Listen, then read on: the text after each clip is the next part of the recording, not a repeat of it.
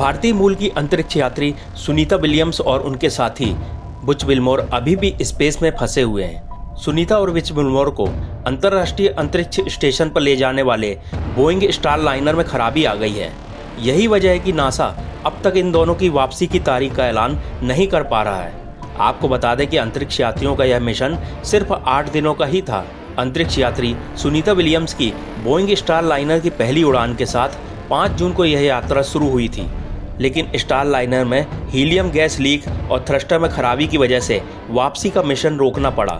Sunita Williams अपने साथी के साथ इस समय इंटरनेशनल स्पेस स्टेशन में सुरक्षित हैं, लेकिन उनके लिए ज़्यादा दिन स्पेस में रुकना खतरनाक साबित हो सकता है। आइए आपको बताते हैं कि उन पर क्या खतरा मंडरा रहा है। दरअसल अंतरिक्ष यात्री जब स्पेस में जाते हैं तो वहाँ का वातावरण धरती से बिल्कुल अलग होता है। तमाम सुरक्षा उपकरणों के बावजूद ज़्यादा दिन तक स्पेस में नहीं रहा जा सकता है, क्योंकि स्पेस में माइक्रोग्रेविटी और रेडिएशन का खतरा और सीमित क्वार्टर मानव स्वास्थ्य के लिए बड़ी चुनौती बनकर सामने आते हैं। इनमें गैलेक्टिक कॉस्मिक किरणें और सौर कण शामिल हैं। इसके चलते डीएनए के क्षति होने का और कैंसर का जोखिम बढ़ता है। रेडिएशन के लेवल की अंतरिक्ष एजेंसियां सावधानी पूर्वक निगरानी करती हैं। साथ ही अंतरिक्ष में गुरुत्वाकर्षण बहुत कम होता है, जिसकी वजह से शरीर के तरल पदार्थ ऊपर की तरफ जाने लगते हैं। ऐसी स्थिति में चेहरे पर सूजन आ जाती है और नाक बंद होने लगती है। साथ ही ब्लड प्रेशर भी गड़बड़ होने लगता है। गुरुत्वाकर्षण की कमी होने की वजह से अंतरिक्ष यात्रियों की मांसपेशियों, पैरों और पीठ में विशेष तौर पर कमजोरी भी आती है।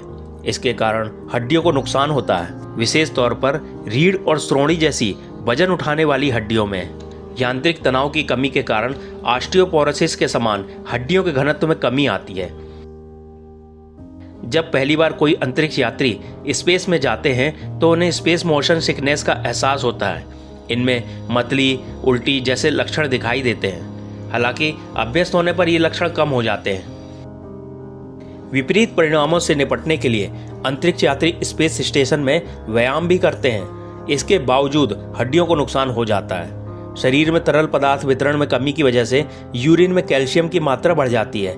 इससे गुर्दे की पथरी होने की संभावना बढ़ जाती है। साथ ही धरती पर लौटने के बाद भी इसका असर नजर आता है। धरती पर कुछ समय तक खड़े होने पर अंतरिक्ष यात्रियों को चक्कर आने लगते हैं और बेहोश हो जाते हैं। अंतरिक्ष में जाने वाले हर यात्री के साथ इस तरह की समस्या होती है। कुल मिलाकर मानव शरीर के लिए अंतरिक्ष का वातावरण प्रतिकूल असर देता है, जिसकी वजह से अंतरिक्ष में ज्यादा समय तक रहना मानव शरीर के लिए खतरनाक साबित हो सकता है।